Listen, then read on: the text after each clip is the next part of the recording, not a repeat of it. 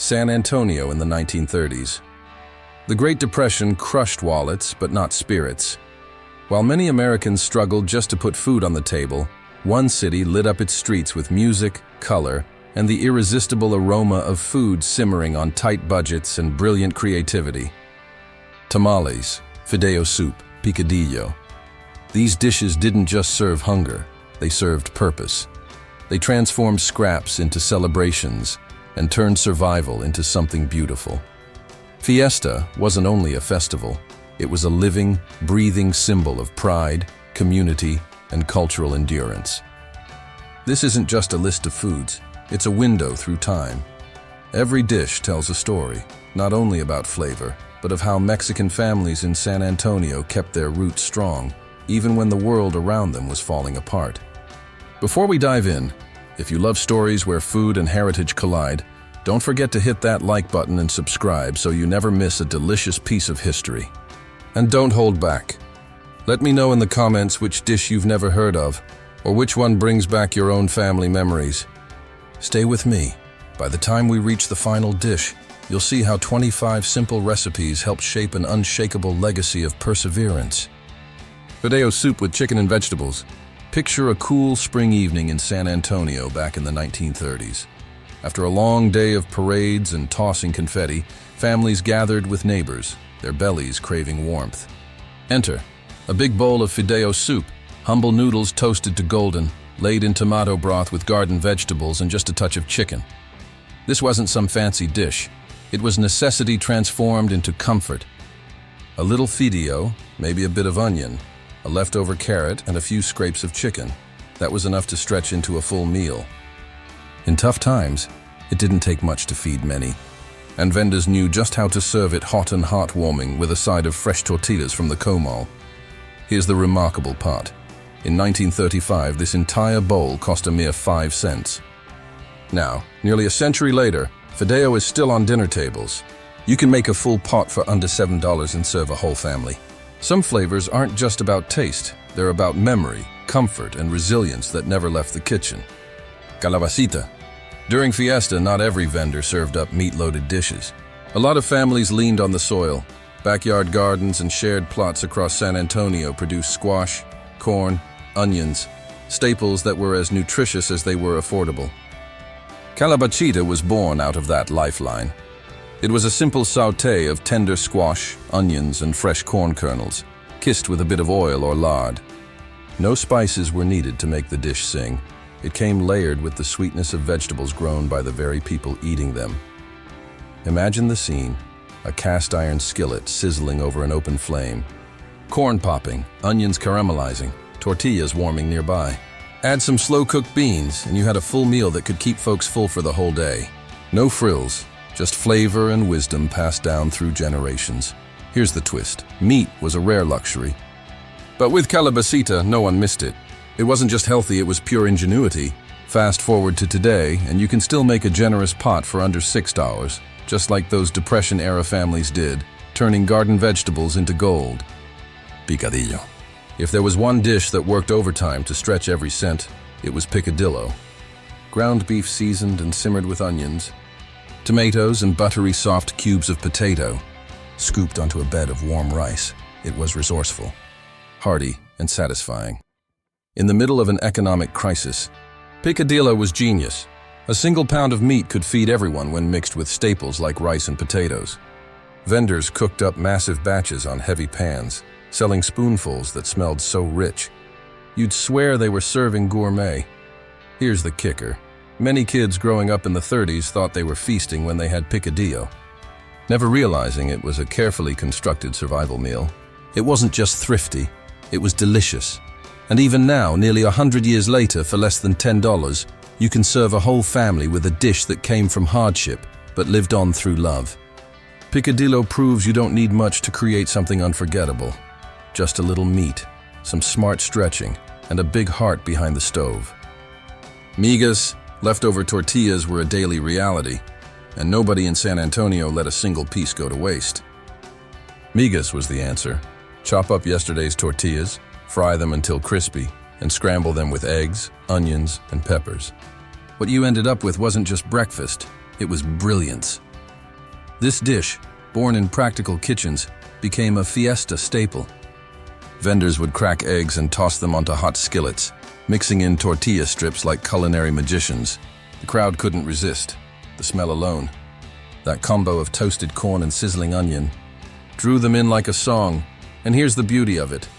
Dishes like Migas weren't about what you had. They were about what you made of it. A nickel might have covered a plate in the 1930s. Today, you can still make a panful for under $5, and now it's on brunch menus across Texas. What started as a struggle meal became a beloved tradition. That's the story of Migas, born from scraps, elevated by soul. Enchiladas with red sauce and cheese, served with rice and refried beans. Nothing captured the soul of Fiesta quite like a plate of enchiladas. Smoked red chili sauce soaked into warm corn tortillas, filled and rolled, topped with bubbling cheese, and always served with a side of rice and creamy beans. This wasn't just a crowd pleaser, it was a centerpiece. Imagine the long rows of tables, families shoulder to shoulder, mariachi notes floating through the evening air. Enchiladas didn't just fill your belly, they told you something important, that joy could be found, even if times were tough. And here's the twist. That smoky chili sauce? It wasn't just for flavor. It transformed affordable ingredients into something that looked and felt expensive. People ate enchiladas like they were royalty for just a dime. Plate fast forward to today, and you can still recreate the same dish at home for under $12. A plate that once offered pride in lean times still does exactly that. And it tastes like history wrapped in tradition. Tamales. If there was one sound that defined fiesta nights in the 1930s, it was the soft hiss of steam escaping from enormous tamal pots. Tamales weren't just food, they were tradition personified. Masa spread onto corn husks, filled with seasoned pork or beef, then folded and steamed until tender. It was the kind of meal that warmed you from the inside out. Fiesta stalls overflowed with tamales, stacked in pyramids, ready to be devoured by a hungry crowd with nickels in hand. People clutched them while dancing through the streets, the heat of the tamal still trapped in its husk, the flavors bold and grounding. And here's the reality. Meat was scarce during the Depression. Many tamales back then had more masa than meat, but no one minded. That soft, steaming bundle was a full experience. The aroma, the texture, the tradition. Even now, tamales bring families together. They take time, they take hands, and they turn kitchens into memory-making machines. You can still make a dozen for under $15 today, and every bite carries the same warmth that filled fiesta booths nearly a century ago. Carne guisada. By the 1930s, local cooks had perfected a slow-cook masterpiece, carne guisada. It wasn't just beef stew, it was the transformation of tough, inexpensive cuts into rich cubes of tender meat, simmered in thick gravy made with onions, peppers, garlic, and spices until it melted in your mouth. This was comfort made from patience. Meat simmered low for hours, making even the cheapest pieces taste like luxury. At Fiesta, you'd see families tearing into steamy tortillas, scooping up the savory sauce with blissful looks on their faces. And that's the thing. Carne guisada wasn't just food. It represented care. Stirring for hours, building flavor slowly, stretching scraps into enough for everyone. It was an act of love. In 1933, it cost less than 15 cents to get a steaming plate. Today, you can still recreate a full pot for under $20 and serve not only your family, but maybe your neighbors too, just like in those crowded, joyful fiesta nights. Huevos rancheros with beans and warm corn tortillas.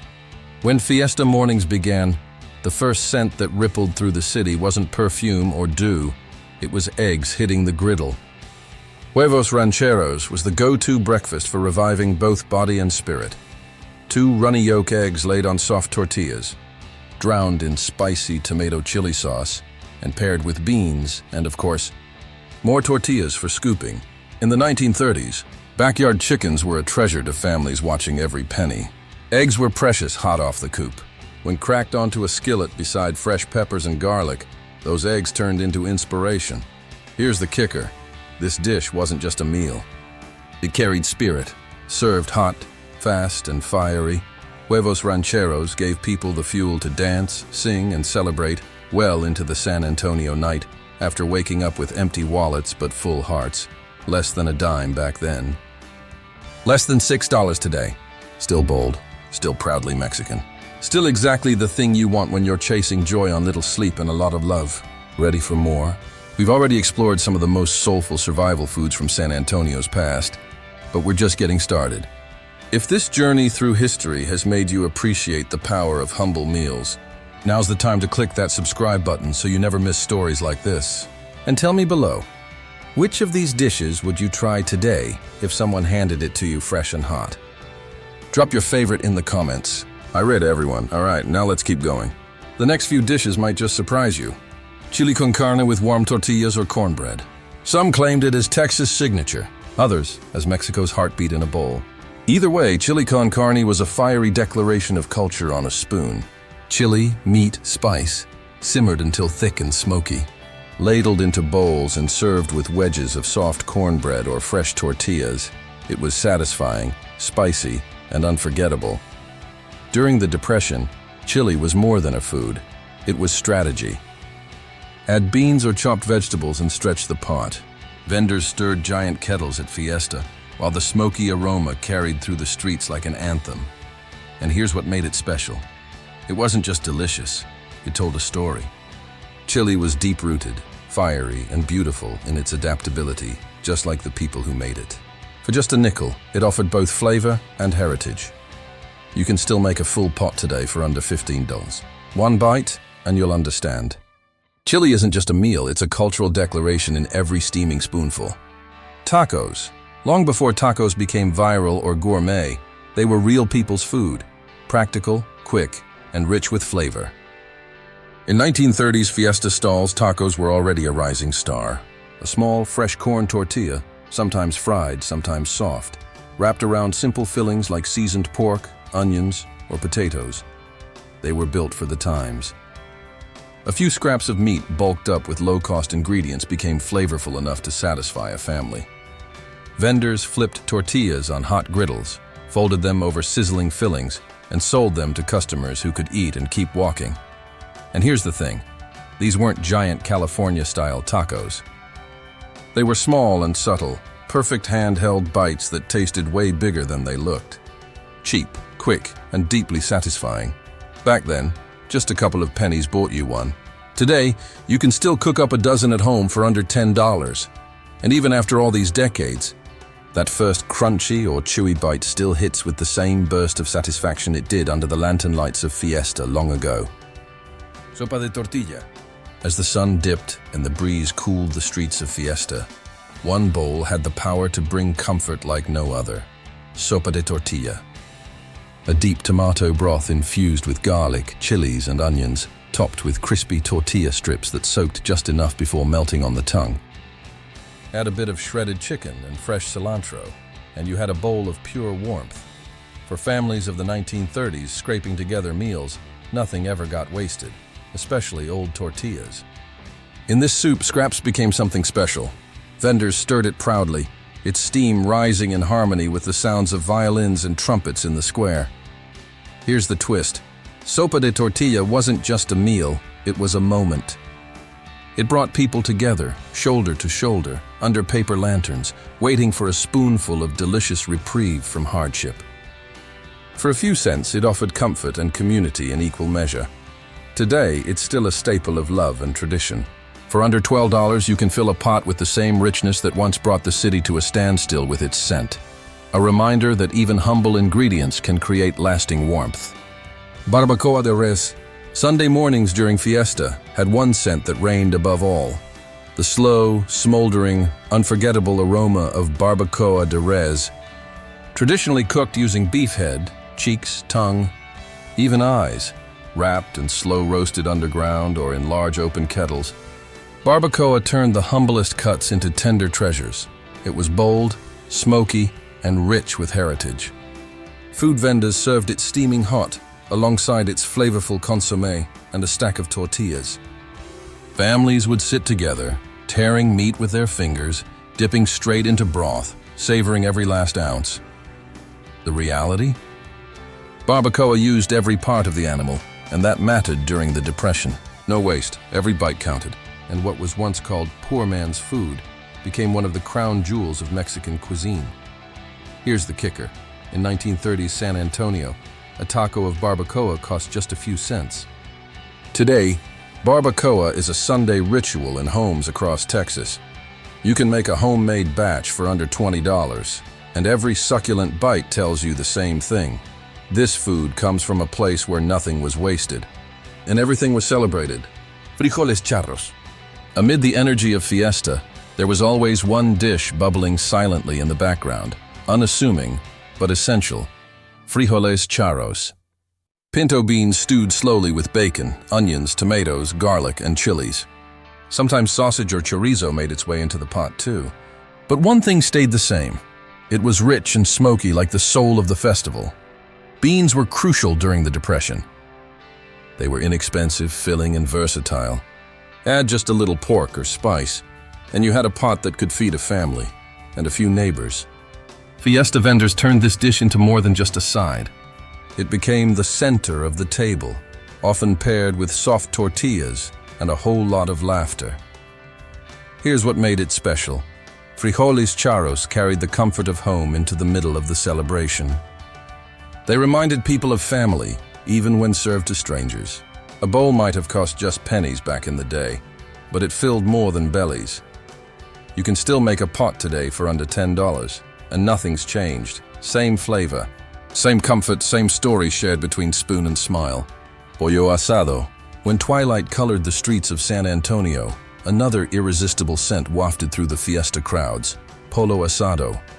Chicken, marinated in lime, garlic, and a delicate blend of spices, grilled over open fire until the skin was crisp and golden, and the inside juicy and perfect. It wasn't everyday food back then. In the 1930s, chicken wasn't as cheap or plentiful. For many, it was a treat saved for Sundays or celebrations. So, grabbing a plate of pollo asado at Fiesta felt indulgent. Special, like you were part of something big, something joyful. Vendors worked their grills masterfully, turning whole chicken slowly, basters in hand, feeding the smoke with flavor. Families gathered around, sharing bites, mopping up every drop of juice with warm tortillas. The kicker? A plate back then would cost you around 15 cents. Today, it's still a family favorite that you can prepare for under $12. Proof that celebration doesn't come from price tags, but from sharing food that warms everyone around the table. Tamales dulces. Not all tamales were savory. For kids and sweet-toothed adults alike, there was nothing quite like finding a bundle of tamales dulces in bright pink corn husks at the end of the night. Sweetened masa with hints of cinnamon and sugar, sometimes bursting with raisins or fruit, steamed until soft and sticky. In the middle of the Great Depression, desserts were rare. Sugar was a saved-up-for item. But these sweet tamales? They became little gifts, treats of love, handed out after the mariachi faded and the parades wound down. Children tore open husks with sticky fingers, smiles wide, the scent alone enough to make the night magical. After a long day of walking, dancing, and eating savory dishes, that first sweet bite felt like blessing. Here's the truly special part. Tamales dulces weren't about luxury. They were about joy through creativity, keeping sweetness alive even in tough times. Back then, one might cost a penny. Today, you can make a bundle of them for under $10, and the happiness they bring, still priceless. Buuelos fritos. As the music settled into its late-night rhythm and paper lanterns danced in the breeze, one irresistible aroma pulled everyone toward the food stalls. Buuelos fritos. Discs of dough, rolled thin and fried until crispy, sprinkled with cinnamon sugar and drizzled in honey, they were sweet golden circles of joy. In the 1930s, sugar, flour, and oil were basic pantry items, and Buuelos proved just how much magic could come from simplicity. Vendors piled them high, their sugary dust catching the light like snowflakes. The crunch echoed between bites, cutting through the smoky air filled with grilled meats. For many children, this was the moment they waited for all night, a treat that signaled the party wasn't over yet. Buuelos weren't just dessert, they were a reward, a moment of pure happiness in the midst of hard times. Here's what made them unforgettable. In those days, sweets were a luxury. A single buñuelo cost just a penny but felt worth so much more. Today you can fry up a batch for under $6, and you'll understand at first bite why these simple spirals of joy never left Fiesta. Menudo. When Fiesta nights faded into quiet mornings and dancers returned home on aching feet, Menudo was the answer.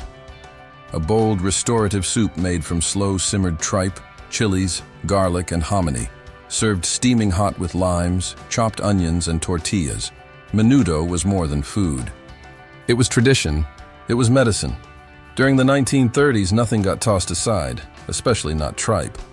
Families made the most of every part of the animal. And Menudo transformed what others discarded into a dish that brought people together around the table for recovery and reflection. At Fiesta, vendors served it by the bowlful as the sun rose, attracting crowds who danced all night or wandered too long between stalls. The earthy smell of simmering soup, the brightness of lime cutting through richness, it was a post-celebration ritual. Here's the kicker. Menudo wasn't seen as second-class food. It was soul-soothing, a cultural staple that healed hunger and hangovers alike. Back then, a bowl ran less than a dime. Today, it's still under $20 to make a full pot. It's no wonder it remains one of Fiesta's most legendary comfort foods. Gorditas rellenas. Few dishes drew a crowd as quickly or satisfied so completely as gorditas rellenas. Thick discs of masa cooked until toasty, then sliced open to form edible pockets stuffed with spiced meat, beans, or cheese. A dollop of fresh salsa on top, and you had the kind of handheld comfort that stopped people in their tracks. Gorditas were the working-class answer to fast food. A little masa, a little filling, a lot of love.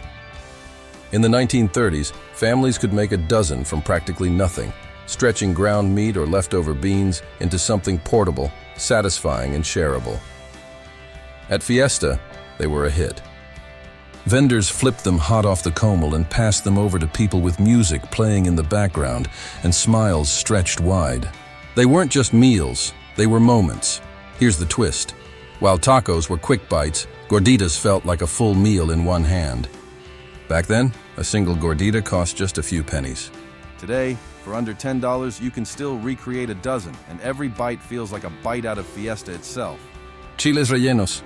If any dish at Fiesta San Antonio looked like a celebration on a plate, it was chiles rellenos. Plump green peppers, often poblanos, roasted until just tender, then lovingly stuffed with creamy cheese or bits of savory meat. Dipped in whipped egg batter, fried to golden, and smothered in a tomato-based sauce. This was the showstopper. Its colors, its richness, the way steam left the plate when it was served. It caught eyes as well as appetites. At a time when resources were stretched thin, growing your own peppers and stuffing them became a symbol of making something elegant no matter your means. People at Fiesta didn't just eat chiles rellenos, they celebrated them. Vendors proudly lifted them from bubbling pans, stacking them beside beans and rice, every plate looking and feeling like a feast. And here's the beauty. While they looked expensive, they weren't. Meat, if you had it, was used sparingly. Cheese did most of the work. In 1930, one chile relleno could be yours for a nickel. Today, you can make a tray of them for under $12. Luxury from a garden, still feeding families with flair. Carne a la tampiqueña. By the late 1930s, Fiesta wasn't just about stretching ingredients. It was also about dreaming bigger.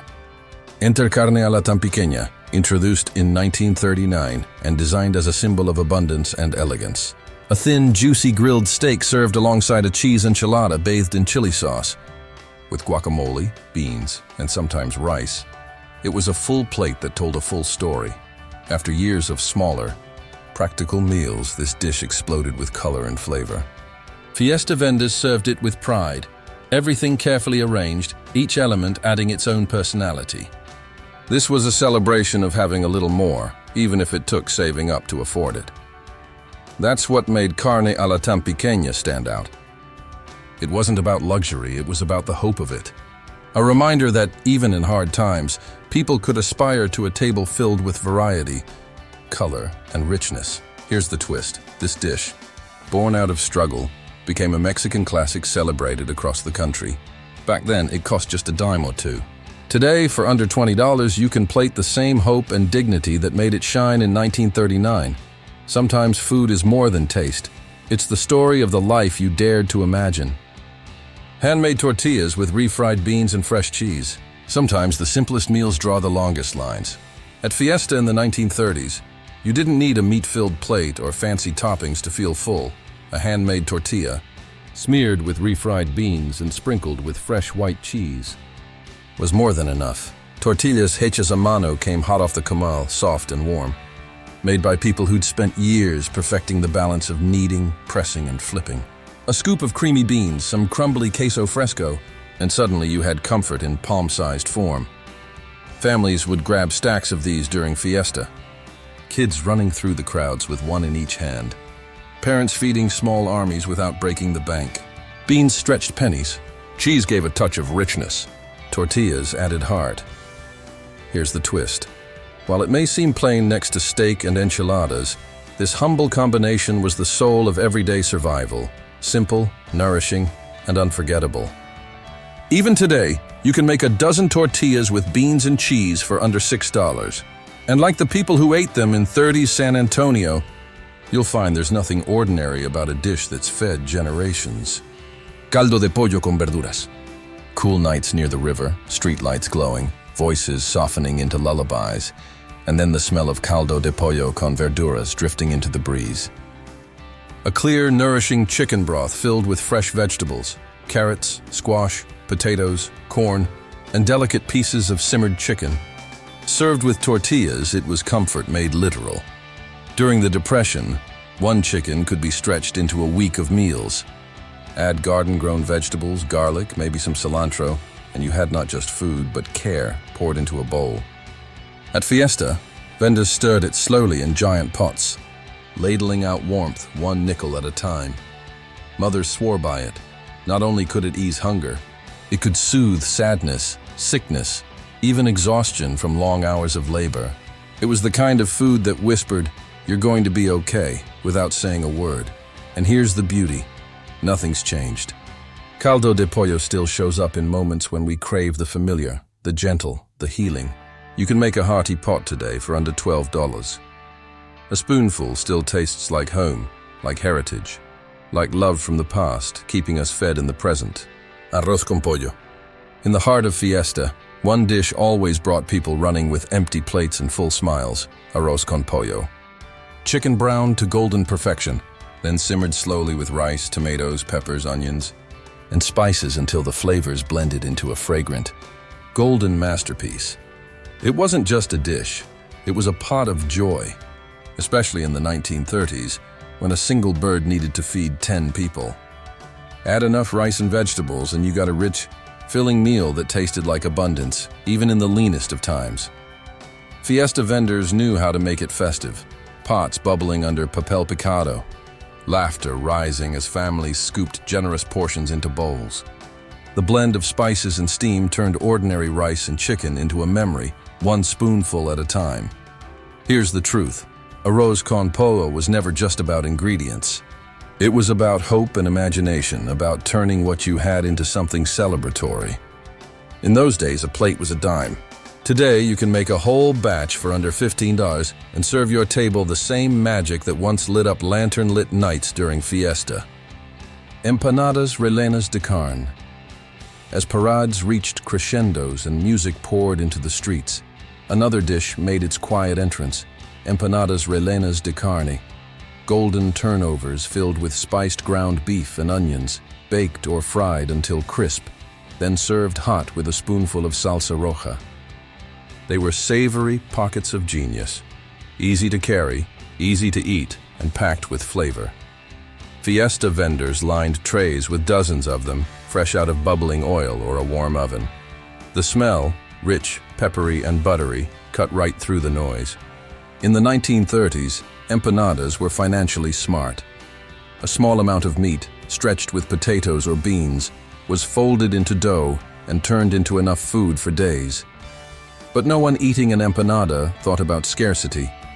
They thought about flavor, warmth, and the joy in sharing. Here's the twist. These weren't fancy treats. They were clever, built from what was available, made into something that tasted indulgent. A few cents back then, a dozen for under $12 today. And every flaky, rich bite still carries that same spirit of fiesta ingenuity. Tostadas de ceviche. Not every fiesta food was heavy or smoky. Some were bright, fresh, and coastal, like tostadas de ceviche. Crispy fried tortillas topped with lime-cured fish or shrimp, diced onions, fire-roasted chilies, and fresh cilantro. Finished with pickled red onions or another squeeze of lime, they were a revelation. Fresh seafood was a luxury in the 1930s, but in a city with ties to the Gulf, it wasn't out of reach. Vendors brought these flavors inland, preparing fresh ceviche under shaded stalls, layering each tostada carefully, and selling them as a vibrant, refreshing alternative to tamales and stews. While others filled up on beans and tortillas, some saved their coins for this citrusy shock to the senses. A burst of brightness amid the depth of other dishes. It spoke of Mexico's coasts, its markets, its diversity. Here's the kicker. It might have been one of the more expensive treats at Fiesta, running close to a dime per piece. Even today, making a dozen will cost under 15s. And every crunch, every zing of lime reminds us that Fiesta made room not only for survival, but for something that sparkled. Fiesta San Antonio in the 1930s wasn't just about food. It was a declaration of survival through celebration. Every tamal, every gordita, every steaming bowl of menudo told the same story. That resilience, when wrapped in tradition and shared with others, becomes something unforgettable. These dishes weren't luxuries. They were ingenuity under pressure, culture held high even when money was low. Food brought people together, kept them warm, fed their pride. And here's the most powerful part. These things haven't changed. Nearly 100 years later, the flavors, the smells, the soul, they're still alive, still loved, still passed down from comal to kitchen to festival. If this journey through time stirred your memories or sparked your hunger for history, you're not alone. And don't go anywhere, because what's coming next brings even deeper stories to the table. Something you've probably never heard of, but won't soon forget.